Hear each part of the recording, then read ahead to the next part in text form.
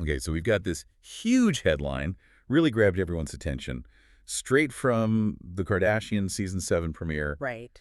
Kendall Jenner, the one everyone calls the private one, Uh-huh. she actually revealed the location where she lost her virginity on camera. And look, if you just stop there, read the headline, and move on, you're missing the whole picture. Yeah. Because this is the Kardashian-Jenner world we're talking about. Yeah. Nothing, and I mean nothing, is truly accidental. Especially not a confession like that. It's got a purpose. So it's not just gossip. Definitely not for us, you know that. This is Yeah. the deep dive. We're here to really break this down. Not just as some offhand comment, Right. but as like a strategically planned media performance. It's actually a perfect case study in what we call curated intimacy, how celebs use these moments. How they manage their brand, their narrative. Exactly, how they manage and, frankly, monetize their public image. It's fascinating, isn't it? Because it feels like you learned a secret. But the sources we looked at suggest this whole thing was basically manufactured content. Pretty much designed for that exact headline buzz. So our goal today, figure out how this reveal actually created content for their show, how it managed Kendall's very specific, very private brand, and maybe what this whole thing tells us about, the value of celebrity intimacy today. What's it worth? Yeah, what's the currency there? Okay, let's unpack this. So when you actually watch that scene, it does feel really authentic. It plays like a spontaneous moment, a mother-daughter chat, sharing a memory. It does, yeah. We're good at that. But looking at the source material, the production choices, they seem incredibly deliberate. So where do we even begin to dissect this as, like, media construction? Well, you got to start with the setting. That's the first layer. It's an immediate shot of nostalgia. Right. The whole conversation happens while they're walking through Kendall's childhood home. Okay. So by putting it in a place that's just soaked in memory, family history, emotional ties, they instantly create this really deep emotional backdrop for the viewer. You're kind of primed to believe it's genuine. Exactly. You're set up to think, okay, this is real. This is unscripted reflection. And the specific room, her old bedroom, is key too, isn't it? Because Kris Jenner had turned it into a giant closet. Yeah. That's the perfect little narrative hook. It gives them this subtle, almost relatable conflict right off the bat. Kendall saying it was not nice, her room was gone. Right. It's this tiny manufactured bit of tension, but it works. It sort of cracks open the door for something deeper, more intimate to come out. It sets a tone. Like, we're vulnerable here, we're looking back. Precisely. The whole vibe is we're in the past, revisiting old feelings. And once that stage is perfectly set, then comes the actual information delivery. And that uses this classic technique. We call it the two-step disclosure. She doesn't just say it. No, she sets a kind of narrative trap first. With that first statement, I lost my virginity in that room. Yeah. Designed to shock Kris, shock us. Yes. Maximum impact. It's the explosive misdirect. Gets everyone leaning in. But then Kris reacts, which is important. She's kind of like the audience asking, wait, really? Totally. Kris's reaction is the prompt, and Kendall immediately pulls back, corrects herself. Clarifies it actually happened at his house. Right. So why the messy back and forth? Why not just say at his house to begin with? Because that little correction, that initial false statement, then the quick retraction, it mimics how people actually remember things sometimes. Yeah. It feels natural, maybe a bit confused, like a real memory surfacing. Makes it seem more authentic. Exactly. It boosts the perceived authenticity of what is, let's not forget, a carefully controlled and edited piece of media. Right. The audience feels like, oh, okay, I saw the real thought process. I got the real story, not the first draft. And that feeling of candor, that's gold for content. That's what keeps people watching. That makes total sense. Psychologically, you trust the correction more because it fixed the first part. Yeah. But here's the kicker, right? Our sources say the sex stuff was actually just the delivery system. Exactly. That wasn't the main point of the scene at all. It was the vehicle. Precisely. This gets to the core of the content generation strategy, the emotional center of the scene. It shifts almost immediately away from that intimate detail.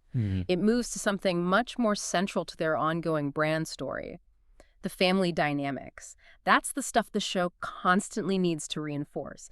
The real purpose emerges right after she says, at his house. She pivots straight into talking about her mom's parenting style, calling it laissez-faire. Yep, saying Kris really didn't give a FK about where she and Kylie were. Because they were kids number 5 and 6. And Kris just has no more energy for us.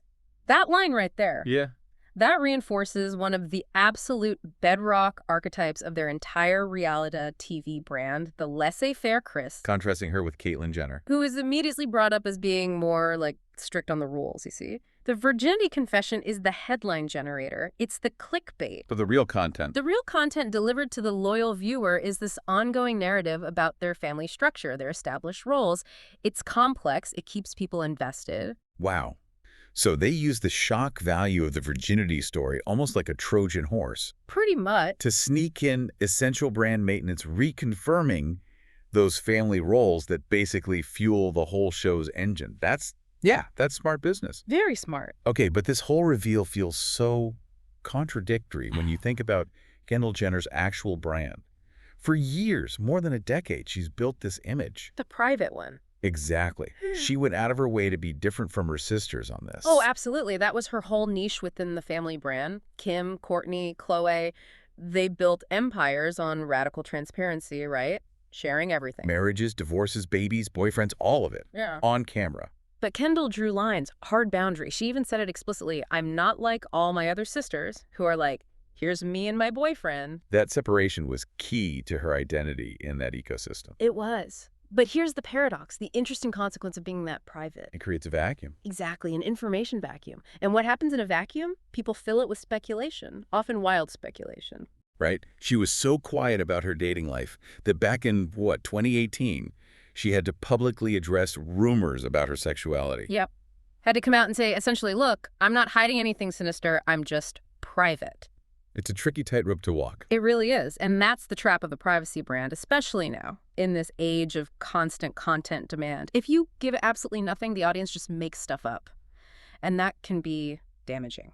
So if you track her career, you see she's always been careful about sharing firsts, right? Very careful. Early on, any reveals were super safe. Innocent moment. Like, she talked about her first kiss once. Oh yeah, the truth or dare game story. Right. Totally harmless, zero risk, but it offers a little bit of relatability. But this, talking about losing your virginity on the show, and that feels like a huge jump, a major escalation.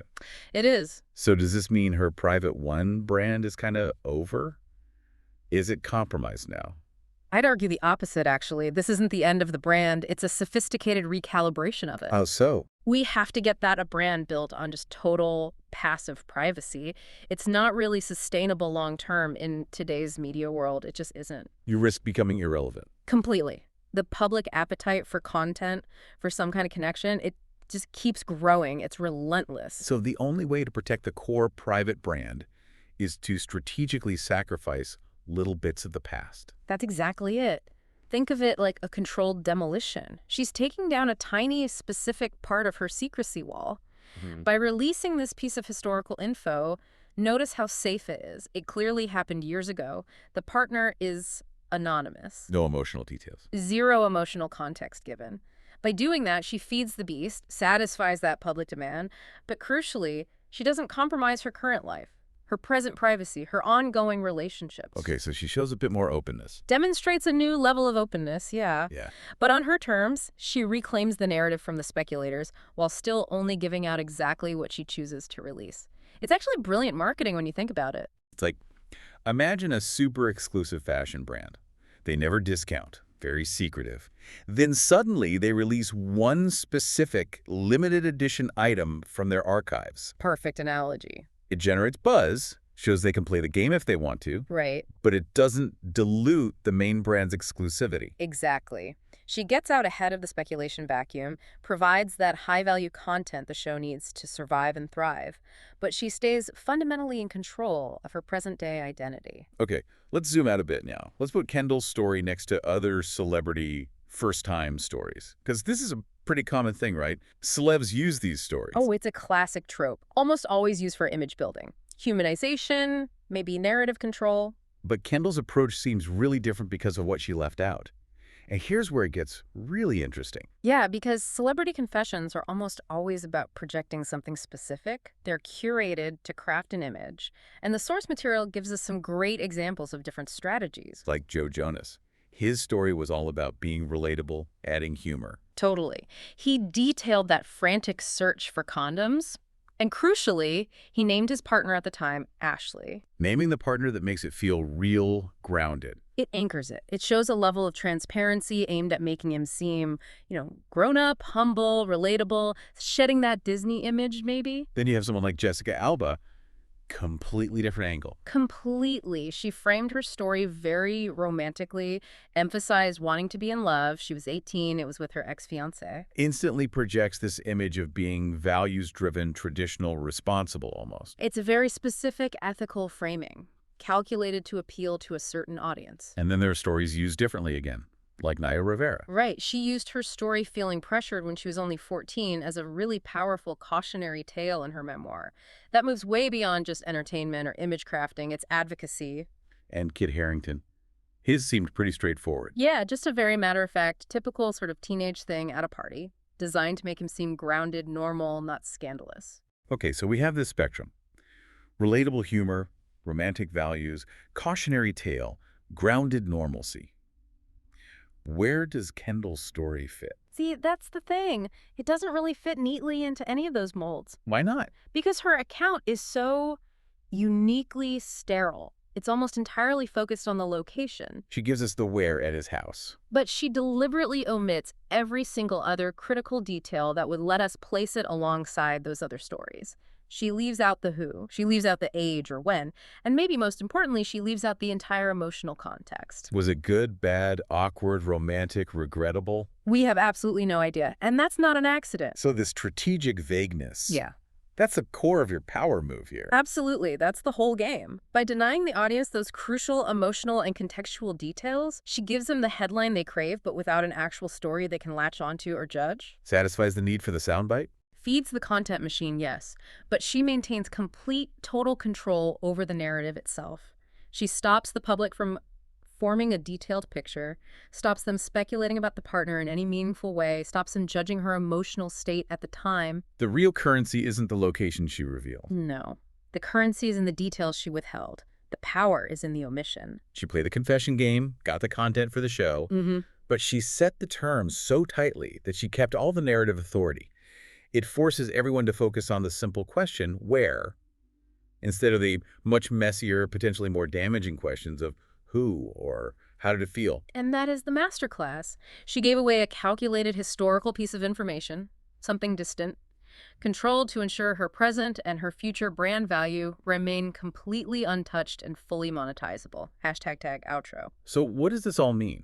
When you boil it down, Kendall Jenner's confession wasn't just a confession. It was like a masterclass in controlled self-revelation. Yeah, pretty much. She secured that essential content, got the maximum shock value headline for the media platform, all while giving up the absolute minimum amount of real personal information. And this whole deep dive, I think it really shows us how modern celebrity branding has to work now. It has to adapt. Just being passively private, that doesn't cut it anymore. It's a relic. It really is. To stay relevant, to keep that monetization engine running, public figures now have to actively engage in this kind of selective disclosure. Offering up these small, controlled bits of their past. Exactly. Little pieces of historical intimacy to feed that constant public demand. So, the confession. It was less about revealing a secret, much more about strategically securing the future of the private one brand itself. Which leaves us with a pretty provocative thought, doesn't it? If every single moment of seeming authenticity we see, especially on reality TV, is potentially engineered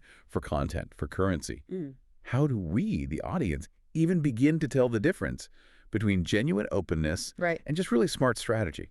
And what kind of pressure does this put on public figures? This constant demand for intimacy that forces them to essentially trade pieces of their history just to protect their present. Something to think about. You've been listening to The Deep Dive, where we extract the most important nuggets of knowledge from the sources you share. Thanks for tuning in, and we'll catch you next time.